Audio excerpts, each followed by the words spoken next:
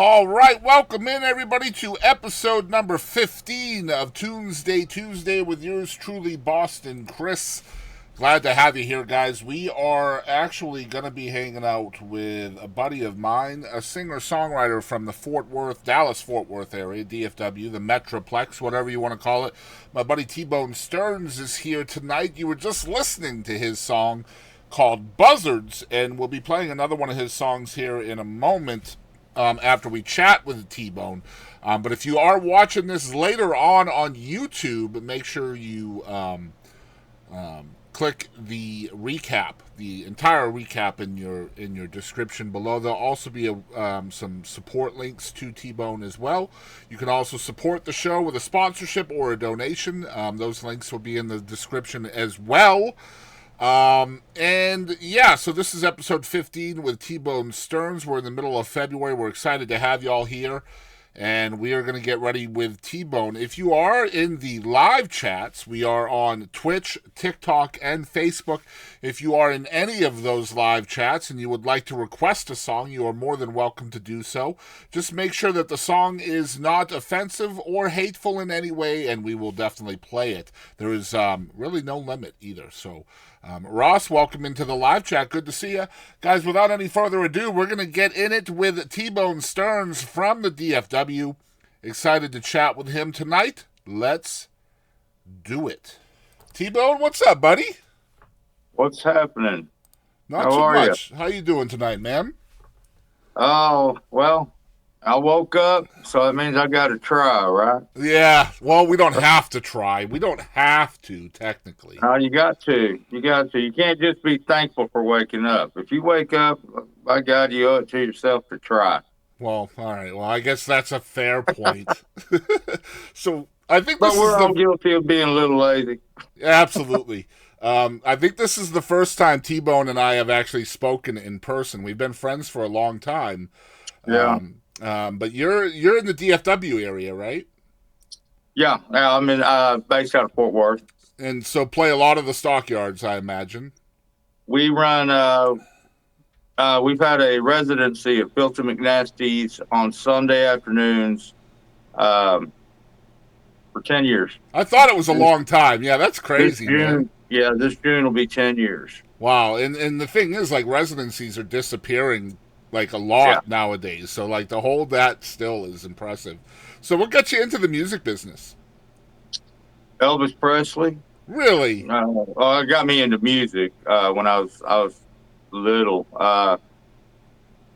and I was in the sign industry for 25 years, and I'd played in bands, and I'd played this, and I'd done whatever, and I wanted to give myself a shot at least one time to see what I could do. And so I left the sign industry after 25 years, and I gave myself 1 year playing music and doing side jobs if I needed extra money. And I said, if I wasn't doing any better musically in a year, I could easily fall back into the industry, and I haven't been back. So how long ago was that? That was in 2012. So full-time musician for going on your 13th year then, huh? Yeah. And when did songwriting start for you? Oh, when I was a kid. I remember writing songs at school. I would just write stuff, and just sing along and, come up with my own little melodies. Now I couldn't put music to none of it, but I definitely had my melodies and stuff and did stuff like that. Elementary school, we're talking first, second grade, wow. Stuff like that. So songs always start melodically for you? Man, they vary. Every one of them has to be something I've experienced, something I've lived through, something I've done. I have a motto: you got to live it so you don't lie it. Yeah. And so they all start from right here, and then I'll have a thought, or I'll have something come through my head, just a little melody or a line, or I'll think of something how it'll kind of dance in my head a little bit, and go from there. I woke up before and had a song already written it was like I wrote it in my sleep Mm-hmm. in a dream. Sat up and wrote the song in 15 minutes. I had the guitar riff and everything already. I mean, I just had it. It was there. That happens I a dreamt it. lot more than you I would dreamt know. it. Yeah, Yeah, it's crazy. yeah, It's crazy how they come about, you know. yeah. So I take them how they come. Do you ever revisit ideas too? Like something is just kind of sitting on hold for a long time, and then you revisit it later on. I've got a song that I started writing in 2009 that I have not finished, and actually played it the other on Sunday. Uh, I played it on Sunday, goofing around, but I need to get I need to actually sit down and finish it. But I'm stumped on it. So Yeah. I play as much as I've got, and then I stop. See, I've heard stories like that where, songs will just be sitting dormant. I've heard other stories from songwriters where they'll have like snippets of different, different verses and things. And then later on, the last verse will come to them and then they'll just piece them together. Like at first, they're Yep. not even in the same song. And then they just kind of put it in there as like a puzzle and it works. Does that work for you as well sometimes? It does. Back in my 20s, I was playing with a guy that he wrote a lot of stuff. I mean, he had spiral notebooks, numerous spiral notebooks, just full of lyrics and songs and everything. And I would actually pick through them, and I would take a line or a verse out of one, and take another one,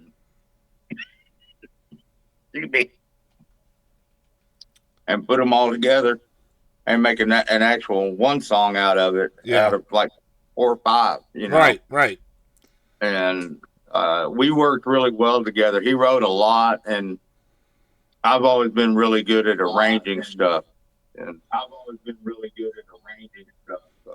So that's cool. That's cool. So you're open for co-writes too. Do you co-write a lot, or is it mostly solo? Uh, Mostly solo. I've got some songs I've co-written with Phil Wallace, Rob Redwine, other fellas, um, and it's sparingly. Sometimes it's hard to write with other people because Mm-hmm. you're just not on the same wavelength. And, Especially if you're used to writing from your own life experiences too. Like right, if that's your go-to, it's hard to live through somebody else's eyes, right? yeah, Yeah, yeah. man, I love Rob Redwine. Just so we're clear, I'm a huge Rob fan, man. I love Rob to Oh, death. little Bobo, I love him to death. Yeah, we do. I do a lot of his stuff. Well, I say a lot. I think I do three of his songs. One that he wrote called Rodeo Clown, Mm-hmm. and that's going to be on my new album that'll be coming out here Nice, hopefully heck yeah. soon.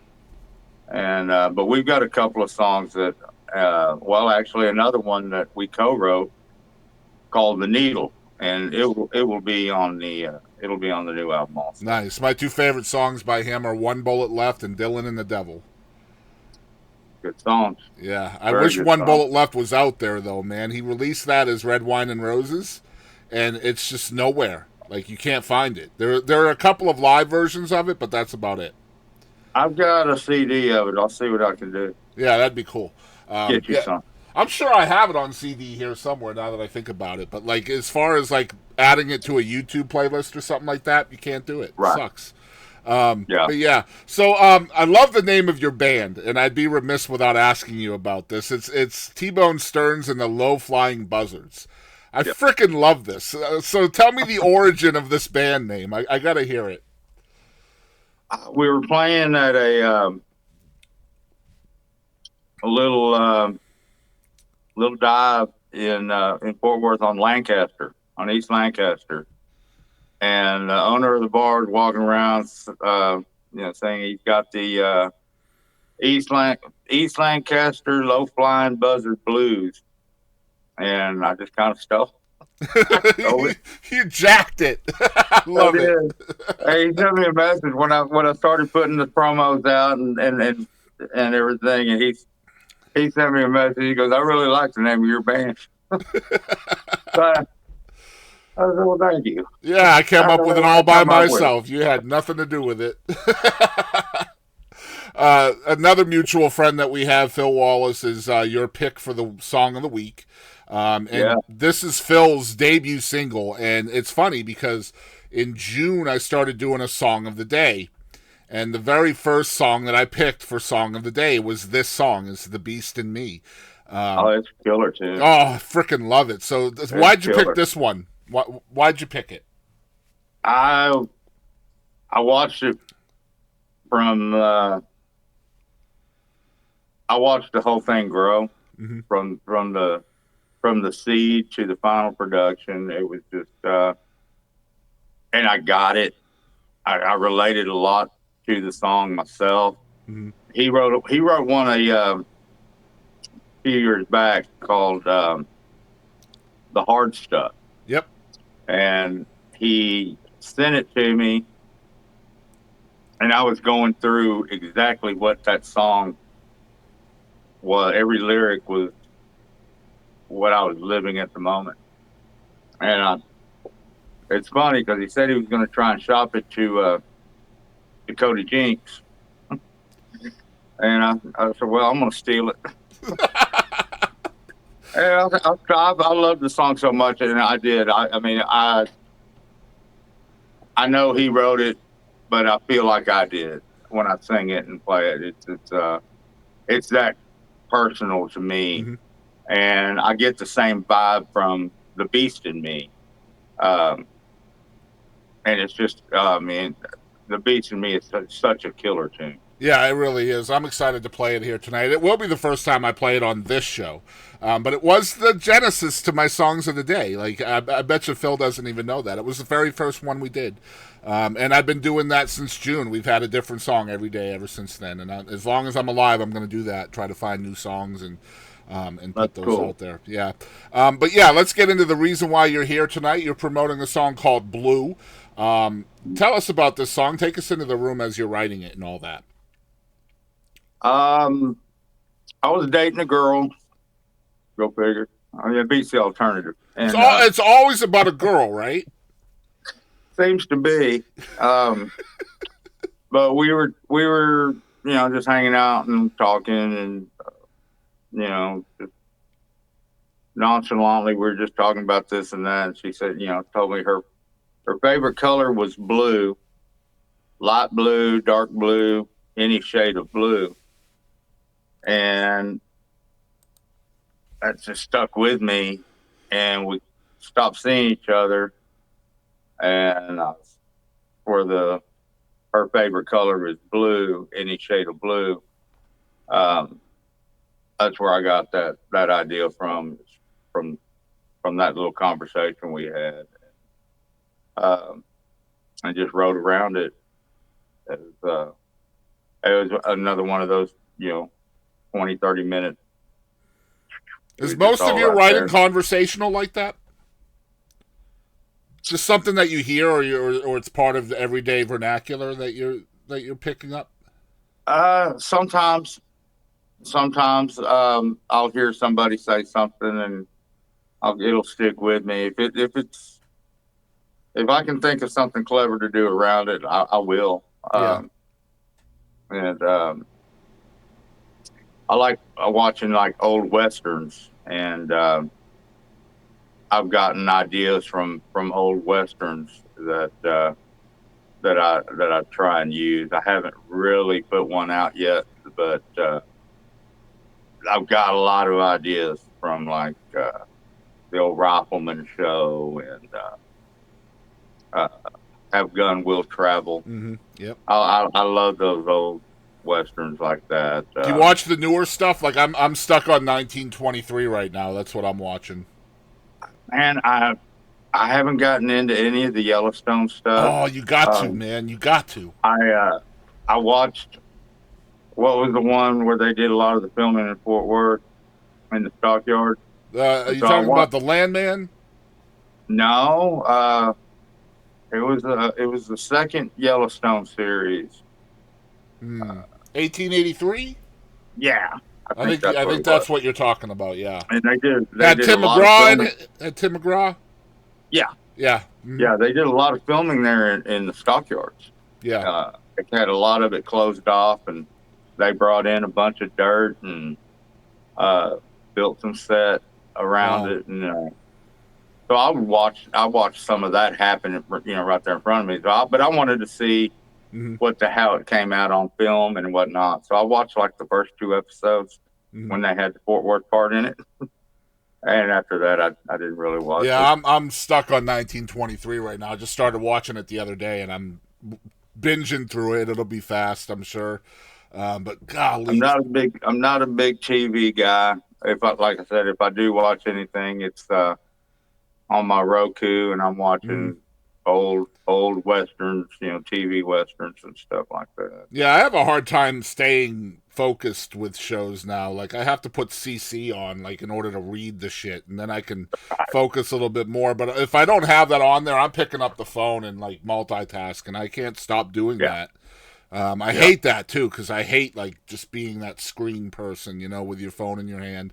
But yeah, I'm excited that you were here tonight, man. I appreciate you hanging out with me. This has been episode 15 of Tunesday Tuesday. Where can people follow along with everything you have going on, T-Bone? T Bone Stearns on the Facebook. T Bone Stearns and Low Flying Buzzard Instagram. Find me in the stockyards every Sunday. I'll be there every Sunday till Jesus comes back, There you go. and then it'll be every other Sunday. And what time is your residency there? 3 o'clock. 3 o'clock. Okay. 3-ish, yeah. So in the stockyards, you have to say "ish" at the end of the time because. Well, yeah. Sometimes yeah. I know this all too well, man. I know it all too well. Absolutely. Yeah, I've been to many shows over there, and they never start on time. Nope. That's so true. Well, T-Bone, you have. Go ahead. I used to put down on start times. I'd put like 8:06 or whatever. We ain't starting right on time. We never will. People used to say to me all the time, "What time does the show start?" I'd say, "Well, do you want to know what time it starts, or do you want to know what time it's scheduled to start?" Right. Because there is a massive difference. Damn right. Oh man, T-Bone, thanks for hanging out with me tonight, man. We're gonna get into the music. I appreciate you, and I'll definitely, if you have anything else coming out in the future, I'd love to have you back. Awesome, man. Thanks, Chris. I appreciate you. You too, man. You have a great night. I'm gonna end the chat, okay? You bet. See you, everybody. Right. Yeah, bye-bye. We are going to get into the music. So there is no currently there is no studio version of this song on YouTube. So T-Bone has sent me a copy of this on MP3, and we're going to play that, and then we'll get into Phil Wallace of The Beast and Me. I do want to let everybody know, if you are here and you clicked on the interview on YouTube, make sure you go into the description below if you want to see a recap of the entire show that includes all the music. That'll be down there in the description, and make sure you're following along with everything that T Bone Stearns has going on. And if you're in the Fort Worth area on a Sunday at 3-ish, then go check him out. He'll be there. But let's get into the music. This is T Bone Stearns, and the song is called Blue.